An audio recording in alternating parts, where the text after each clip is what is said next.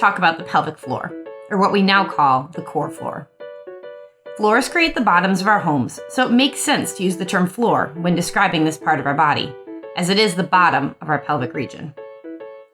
Unlike the floors in our homes, our core floor is made of 3 different layers of muscles and ligaments acting as the support network for all of your pelvic organs, including your bladder, uterus, colon, and rectum.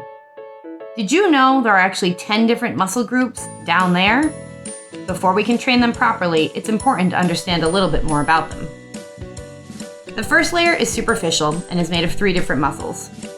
One of these muscles is responsible for helping to maintain erection during intercourse for both men and women. The second layer is comprised of 2 different sphincter muscles and supportive ligaments and soft tissue structures. The third layer is what most people are referencing when talking about that old school term, the pelvic floor. 5 different muscles make up this layer, and if you take a look at the muscles, they actually form what looks like a soup bowl. Each of these muscles have a slightly different responsibility. Some of them orient themselves in a more vertical position. This design helps to control forward and backward motions of the pelvis. Other muscles orient themselves in a more side-to-side position running. It is their job to help control the lateral movement patterns of the pelvis. The remaining musculature attaches from your pelvis to your tailbone and makes them work most effectively with rotational movements. The positioning and design of all this musculature allows them to quote-unquote turn on like a switch with the movement of the hips, pelvis, and spine. Movement that turns on the muscles most effectively occurs in all 3 planes of motion: front, back, side to side, and rotation.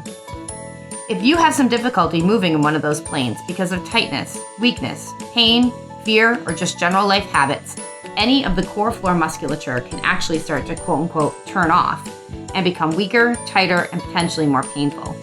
It becomes a terrible, vicious cycle. The core floor often gets blamed for many of the medical diagnoses impacting bladder, bowel health, or sexual function. In many cases, it is not the core floor's fault. It is easy to blame all of your symptoms on the weakness and tightness of these pelvic muscles, but it's just not fair. Remember, your core floor is completely influenced by everything going on around it. Every part of your body has a responsibility to perform a certain job.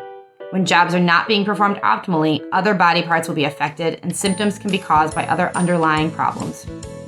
Treating symptoms without addressing the potential causes in other parts of the body might cause a little improvement, but with my core floor, I want to create positive, powerful, and long-lasting changes. I believe every woman deserves that level of success.